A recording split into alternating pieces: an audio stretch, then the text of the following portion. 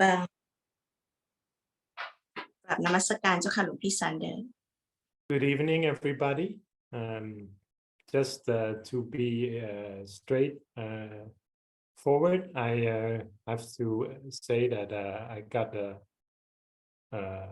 I didn't feel quite well this afternoon, but I'm feeling better now. But maybe I have a bit of some airway problem sometimes, but I'll manage to cope. Just to let you know, in case I sometimes mute myself during the meditation, just in case I have to cough or something, but I'm okay. Yeah. So today we will talk about how to forgive and forget. Why this topic? Well, it's always a relevant and important topic, but we just passed the celebration of Loi Krathong, which is a Thai custom, which involved, as Nancy and Natalie already said, which involved the releasing of there are like little boats which you release on the water, and this is a symbolic event which symbolizes a lot of things. One of the meanings could be that we learn to let go, and in that sense, it's a good opportunity to talk about how to forgive and forget, because we all struggle sometimes with our emotions. So, but before we talk about that, let's first meditate a bit together.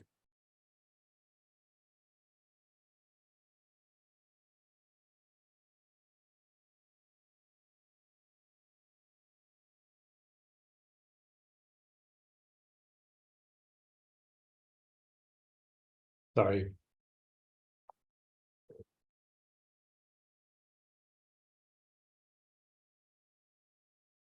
So as I usually always recommend, when you are sitting for meditation, first breathe in deeply and breathe out slowly to check if your breathing is going smoothly. And if not, then adjust your posture accordingly. Give yourself some more space, or relax a bit more into your posture, into your meditation position.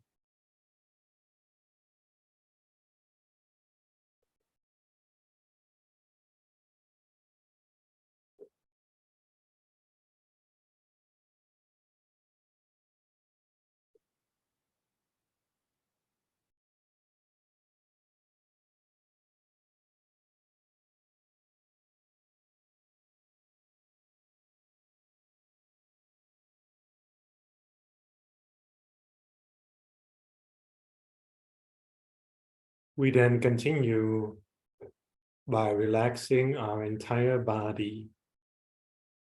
Always take good care of your eyes. Allow your eyes to fully relax.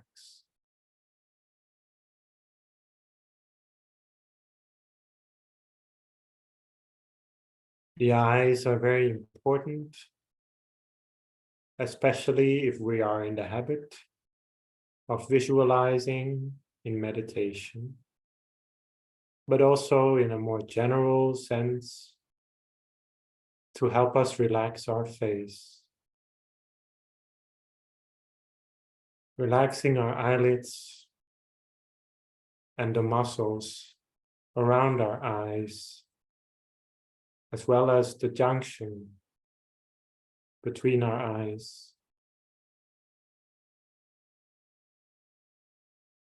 We then continue to relax our entire body. It is useful to imagine that there is a stream or flow of relaxation going through our body, as we would feel when we are taking a bath, or when we are taking a shower, and the flow of relaxation is going through our entire body. through every muscle, through every nerve, through all the pores of our skin.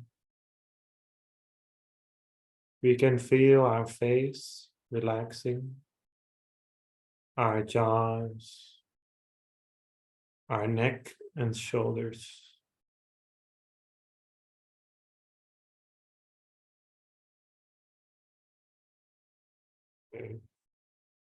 We can feel our chest relaxing, as well as our abdomen.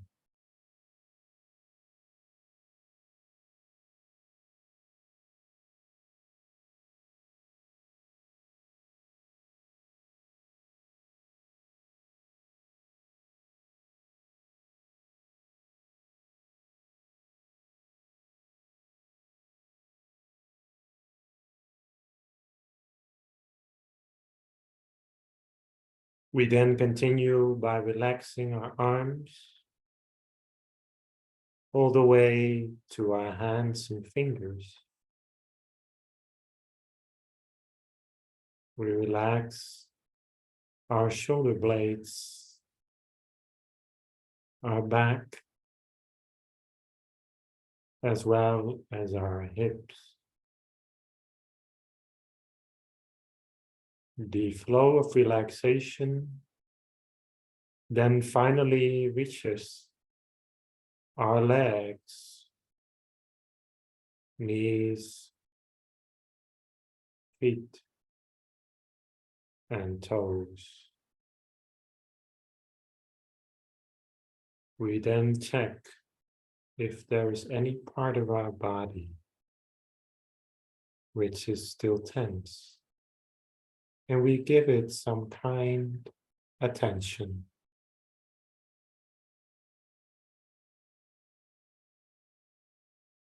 To allow that tension to gradually dissolve through the space and awareness of our kind attention.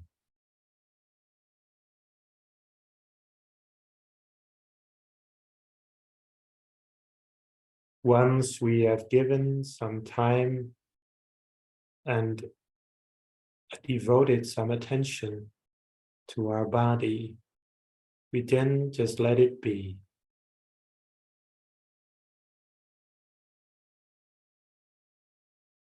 We allow it to be natural as it is.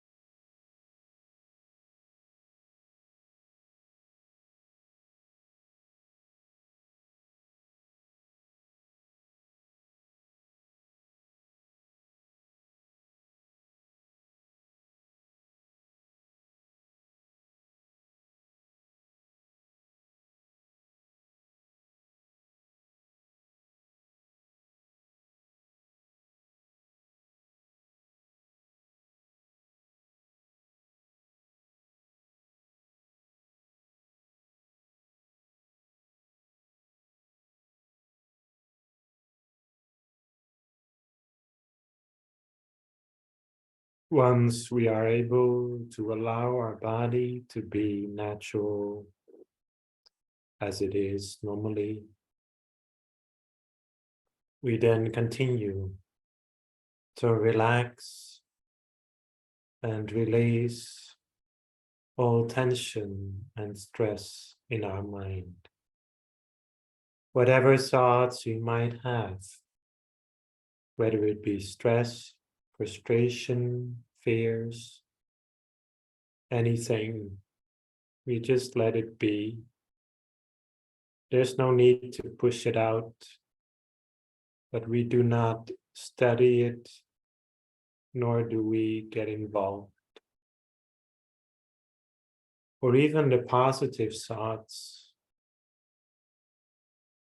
when we are just daydreaming or having memories about good times we had or future plans and things we need to do. All of that can wait. We have still so much time to think and to ponder that we should give ourselves the chance to really allow ourselves to be in the present moment. Because as any technician can tell you, the best way to fix something is often simply to shut it down and to restart. This is often also the best way to maintain an appliance. In the same way, we sometimes simply need to shut down our mind and to restart it, to get a fresh, new start. This is not only important for our daily effectiveness and professionalism, but it also has spiritual meaning. With the clarity of mind, we can understand the meaning of life. With a clear vision, we understand our purpose. We then feel our thoughts becoming less active, as well as our breath being affected and becoming less active as well. We feel like we can allow things to be more. And though we are still in the midst of our thoughts and all the litter in our mind, we do continue just to be with all the litter, with all the conversations and chatter, just being there, allowing the chaos to dissolve itself. We don't need to look for peace, because peace will come to us. We don't need to look for quiet. Quiet will come to us. This is very important. This is not just some wisdom cookie, fortune cookie wisdom. It's the essence of meditation. We have to allow things to unfold and not start to struggle or seek for things.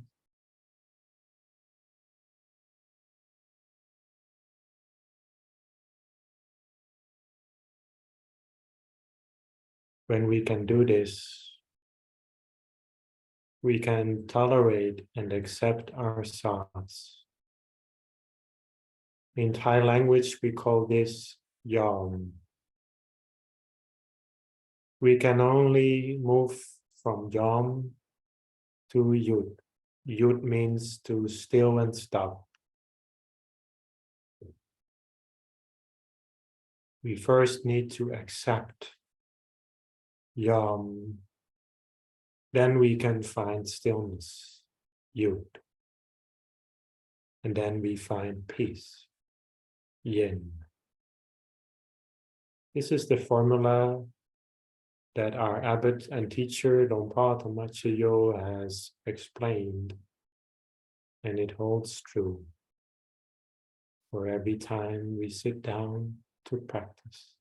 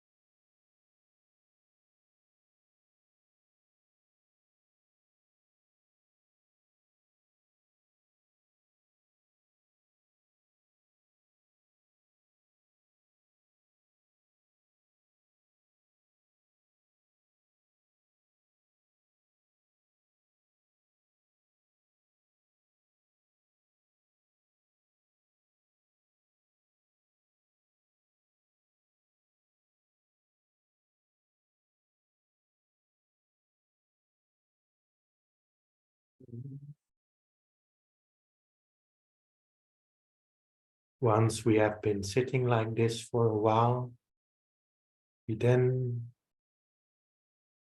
allow ourselves to go back to the center space within.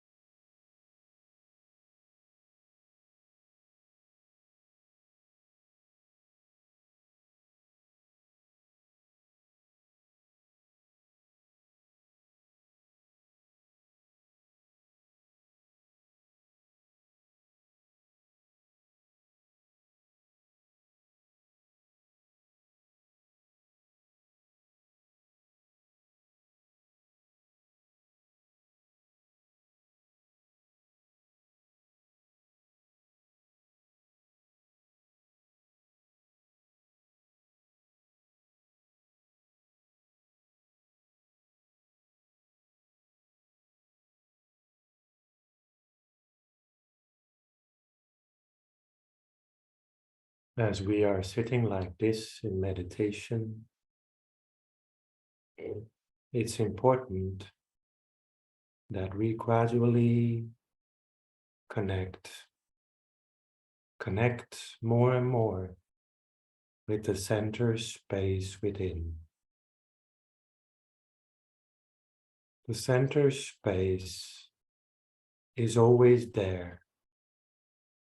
We have already got familiar with the center space.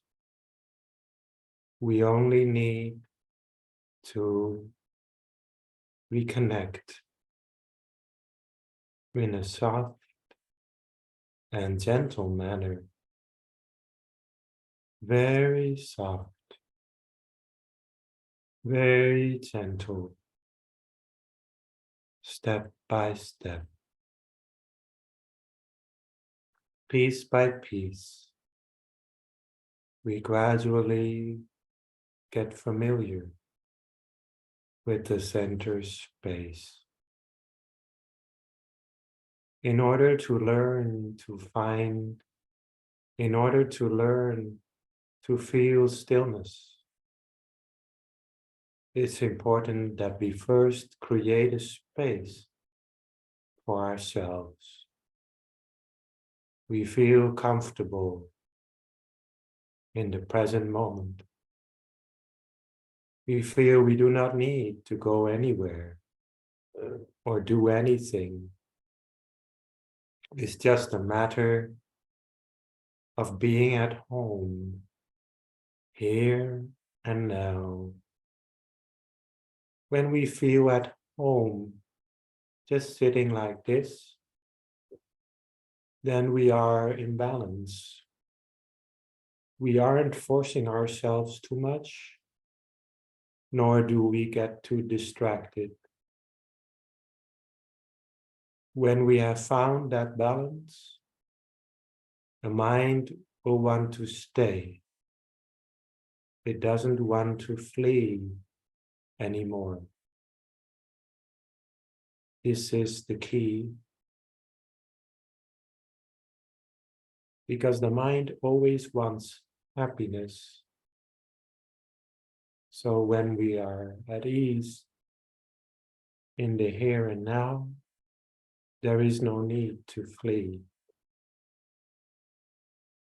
The more we reconnect with the center space, the more we transform in body and mind.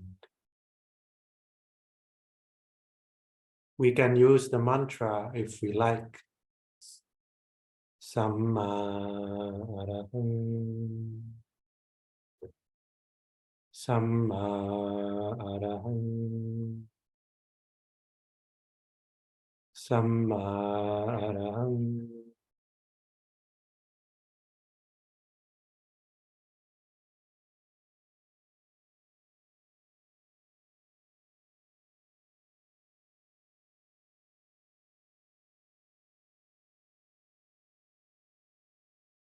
Just listening to the mantra can help us find our home. Or if we use a little sun or a little moon, this will help us as well.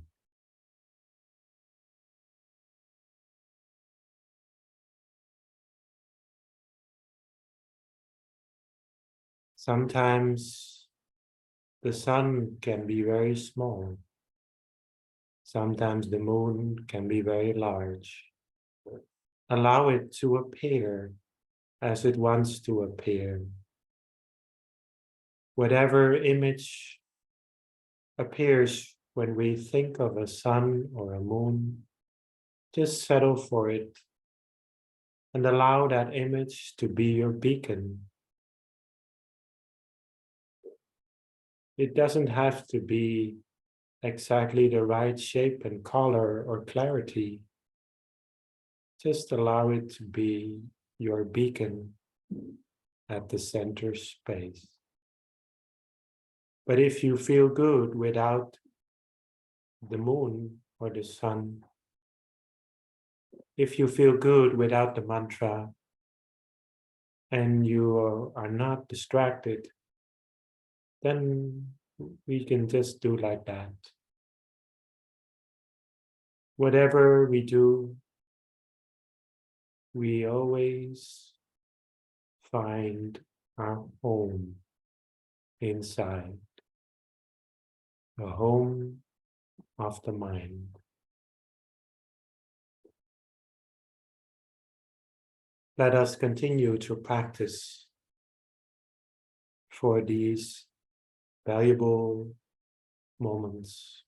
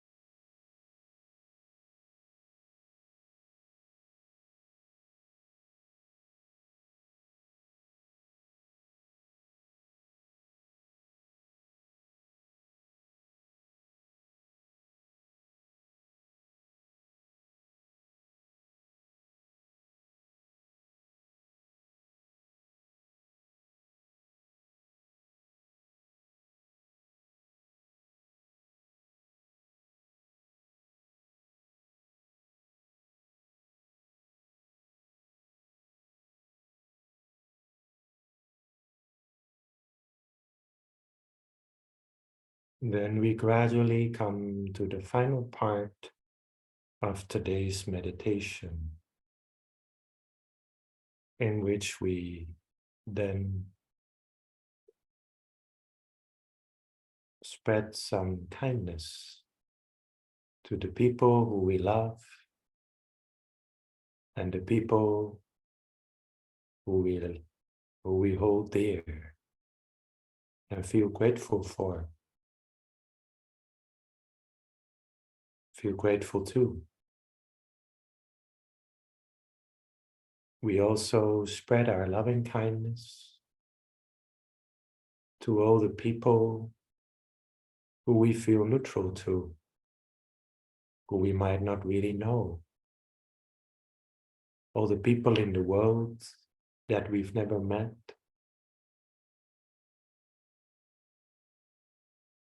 And we even spread some loving kindness to the people who we dislike, or who we have, with whom we might have some problems. May all people be happy and free from suffering.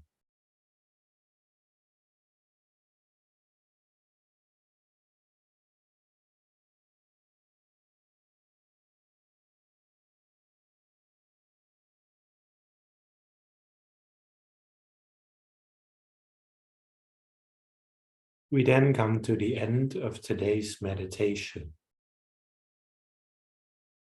We become aware again of our senses. We can hear the sounds around us. We can feel the seat on which we are sitting. We can feel our body again. And then we gradually open our eyes as we come to the end of today's session. And we can feel and remember the center space as it can guide us through our everyday life. Then we open our eyes and we look at the world in a slightly different way. And I will wrap it up, today's meditation. Wrap it up with a short blessing in the ancient Indian language of Pali.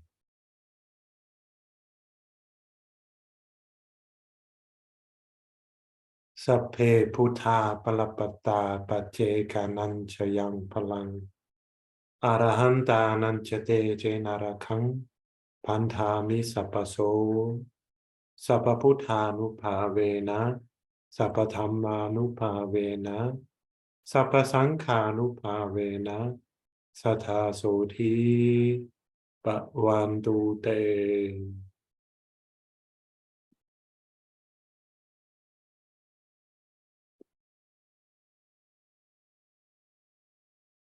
Well, that was nice. As you may have noticed, I struggled a little bit because of my health, but I did enjoy the meditation. And so I'm happy to have done this meditation together. So, how are you feeling? Who felt relaxed today? Who struggled a little bit? Me a little bit. I mean, maybe physical or mental. Is there anyone who was able to remember the mantra, to use the mantra today? Okay, mantra is good. And anyone who would like to use the visualization? And no visualization people? Good. Well, we have a topic for today, so I'll just get to it. I think I have talked about this previously, but maybe today I can bring in some new insights.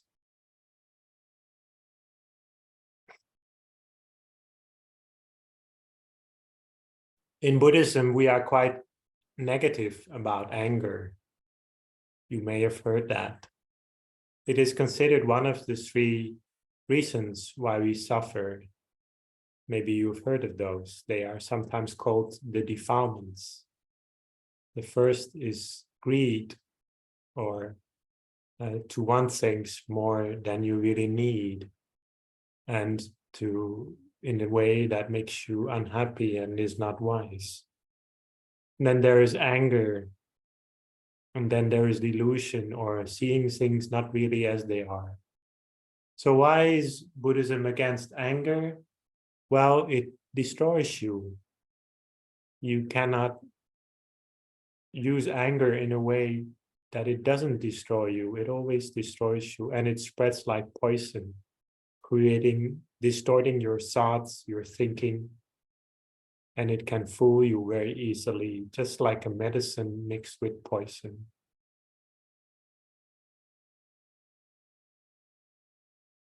There are in total 9 reasons that the Buddha mentions that people are angry. The first 3 are let me just start with the rows first. Won't talk about the past, present, and future yet. Sometimes we are angry because we are hurt ourselves. We are angry because somebody hurt us. But there is an anger that is more difficult to deal with. It is anger when somebody who we love is hurt. That is more difficult to deal with because sometimes in our culture, it is seen as more noble to be angry for somebody else or for a good cause, as so to speak. But this can sometimes also cause us to not act wisely. Therefore, the greatest people who in human history who have changed society often did so not out of anger, but out of a sense of discontentment and then wise action. Compassion was always an important motivator. The last row is about anger because somebody helps somebody that you don't like. In other words, this is anger towards a certain group.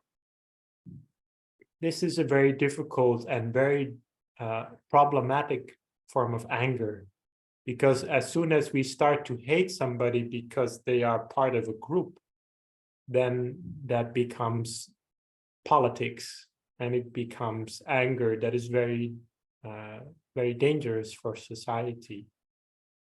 We identify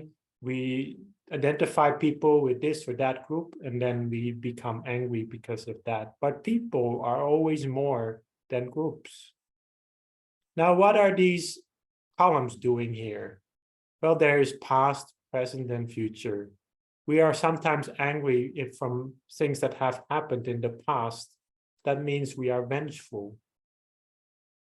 That is the sort of anger that we resent, and that becomes resentment, and that we stick with us, that we sometimes hold people prisoners in our own mind.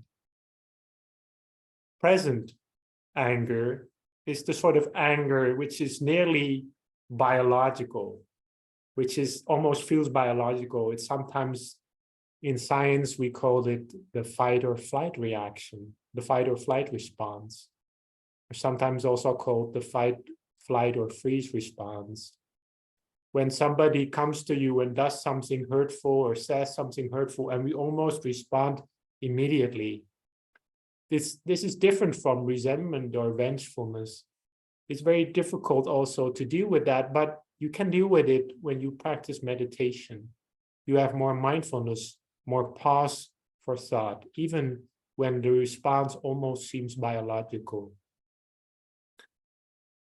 Anger about things that might happen in the future, this is suspicion. Nothing has happened yet, but we have some suspicion towards somebody. Maybe people coming from another country we feel suspicious about. We might suspect something, but it's not always based on truth. Or we might have suspicions toward certain people that we are not familiar with yet. Therefore, it's important that we put in an effort to get the people that we are suspicious about, to get to know them, whether positive or negative. We should give people a chance. So this is the sort of anger that haunts people's lives, haunt our lives. And how do we deal with that then? Well, there's two ways to deal with it. First of all, there's the part where we try to prevent it. But let's first talk about how to overcome it, because that's most likely to be the first thing that we want to deal with. We have the anger and well, now how to overcome it. That is the easy part, because preventing is a lot deeper. How do we overcome our anger? The Buddha distinguishes 5 ways. First of all, of course, the ancient saying goes, anger can never be appeased by anger. Maybe you've heard of this expression. It's one of the most famous quotes of the Buddha. Hate can never be appeased by hate. It can only be appeased by non-hatred or loving kindness. But there is also another 4 things which are considered non-hatred. You could call them part of non-hatred as well. First of all, loving kindness. I already mentioned that. That is the wish to want to see other people happy. And it's also coming from a certain way of looking at kindness, looking with kindness at the world. The ancient Buddhist commentary, they identify it that way. They say loving kindness is looking with kindness at the world. And we could say that it starts with the wish that to want to see other people happy. It's similar to compassion, but compassion is more active. It goes a little deeper. When you are compassionate, you actually want to free somebody from suffering. So it goes a little deeper. Third is developing equanimity, which means that you allow the anger to be, but you do not respond to it. And you understand that things just come and go. This is part of what we call equanimity. I already talked a bit about equanimity before in these evenings, I think.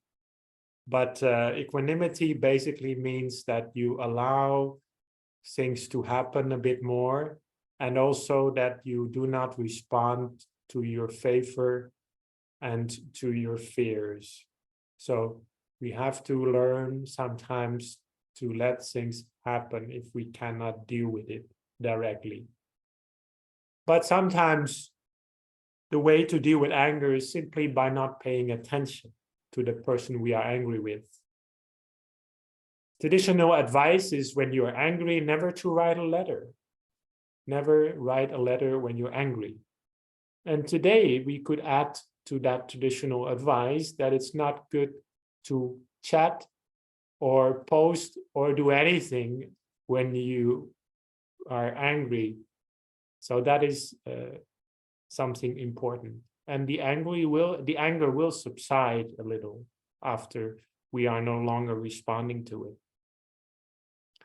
The 5th form of non-anger is considering that everyone is the owner of his karma. People will always get suffering when they do something wrong. It's just sooner or later, that's all. So if somebody has wronged you, you can remember that they will also have to suffer from their own actions. This is also the way to prevent anger, and I'll get to that now. How do we prevent anger?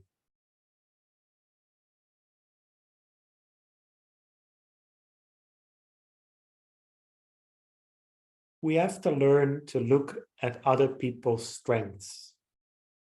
If somebody does something wrong, look at their words, not their deeds. Sometimes some people have good intention, but they act not a bit sloppy. But they have a good intention, and they have spoken about the things they want to do, but they're just sloppy about it. Maybe you have somebody who's babysitting your children, and they sometimes don't do a very good job, but they have a good intention. Don't be angry with them. Maybe just get another babysitter. Second, somebody says something wrong, but they do good things. Some people are just not very well spoken. They have a good heart, but just don't ask them to talk a lot. Some people are not very well spoken, but we have to look through that. Not everyone has the perfect Her Majesty's English, So we have to understand that people are different. Then somebody does and says wrong things, both doing and saying things wrong. We have to look at their intentions.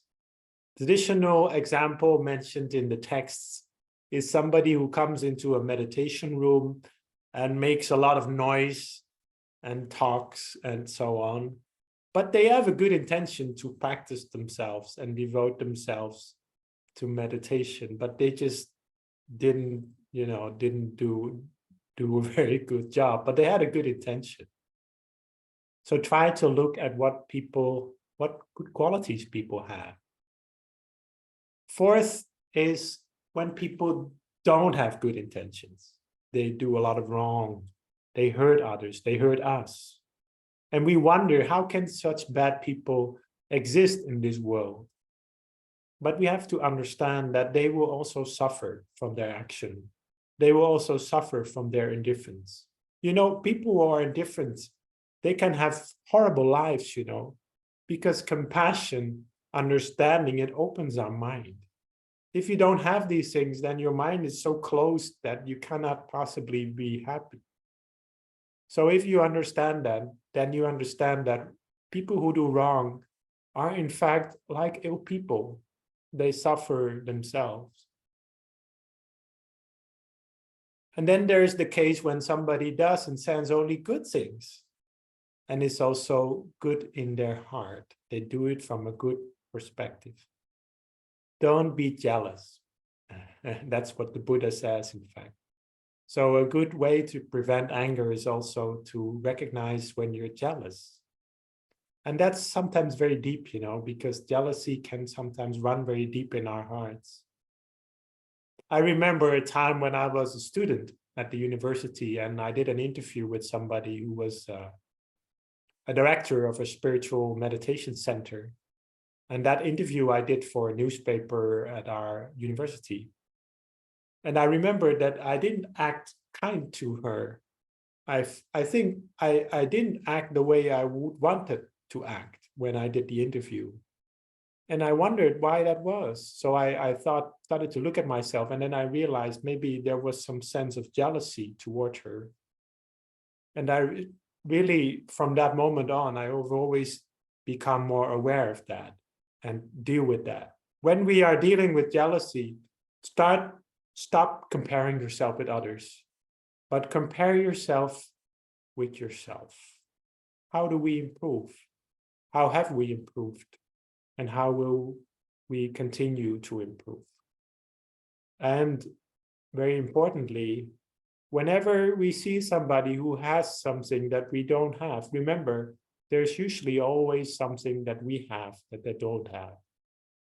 Maybe you meet somebody who is more educated than you, or who is better off, better income, but maybe they don't have the friends that you have. Maybe they don't have the spiritual well-being and fulfillment that you have. So when you think about it that way, there's no need to feel jealous of others.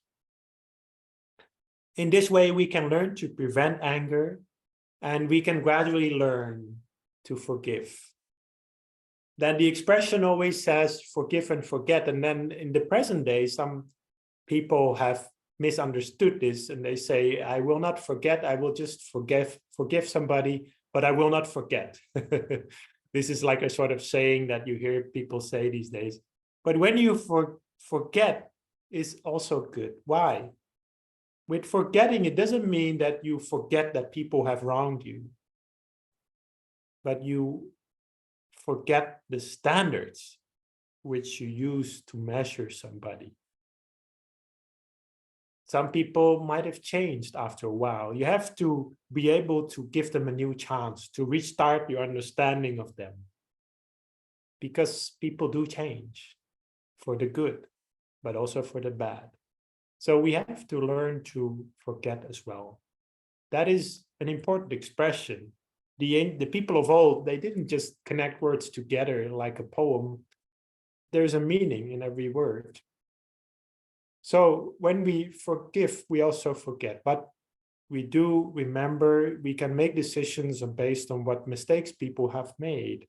We can choose our friends more carefully, and sometimes we have to stop associating with certain friends. But we can also realize that we shouldn't always think that people don't change. They might change. And therefore, we sometimes have to forget the old self that people had, that people were, and to recognize their new self. We can learn to forgive like anger written on earth, which can be erased, unlike anger, unlike writing, which is etched in stone. When you have writing written on earth, you can erase it. Your anger can be dealt with. You can more easily forgive. And the best is when you have anger written in water. It disappears very quickly. How do we train this? Well, by dealing with anger when it comes and preventing anger by looking at the positive sides of others. This is how we deal with that. And we have to continue to practice that. Because as we sometimes grow older, sometimes we can forget about these things. So therefore, it's important that we revisit this often. So this is what I would like to talk about today. Do you have any questions before we finish?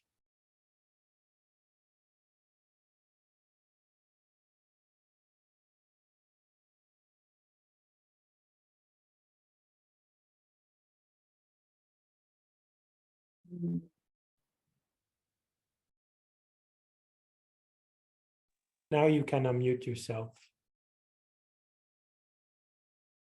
Can I say something? Sure. Yeah, Nancy. Thank you so much เจ้าค่ะหลวงพี่ Sander. That's very helpful topic today. I hope everyone enjoy. May I invite everyone to pay respect to our teaching monk by bowing 3 times. Bow, bow, bow. May you find peace and happiness. May all your good wishes be fulfilled. Maybe you'll be able to deal with your defilements and negative emotions and unrealistic perceptions in your mind. Be able to grow as a human being, to become more peaceful, more wise, and always to have good friends on your path in every lifetime until Nirvana. Sadhu. Sadhu. Sadhu. Thank you. Thank you, Nancy.